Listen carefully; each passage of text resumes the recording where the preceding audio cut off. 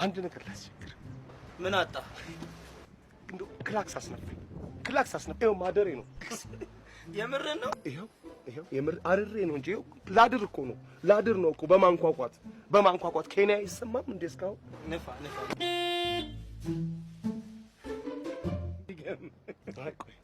ይኸው እንደው በእውነት ትልቅ ሰው ነህ። የምትነፋው አትጣ። እዚህ ነው።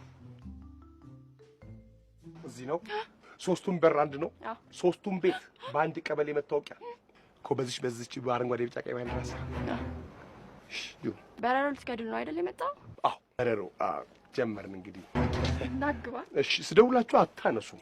አይገርምም? በረሮ ሴፍ ስላደረግሽ እንዳይለምድሽ። አሁን ሌባ ቢያስቸግርሽ ፖሊስ ሴፍ ልታደርጊ ነው። በረሮችን ታጠፋልናል አይደል? ማጥፋት አይደለም። ደሃና በረሮ አይጠፋም፣ መቀነስ ነው። ዋጋ መነጋገር አለብን። እሺ በአንድ በረሮ ስንት ነው? በአንድ በረሮ ቆጥራቸው። በረሮቹን ቆጥራቸዋል?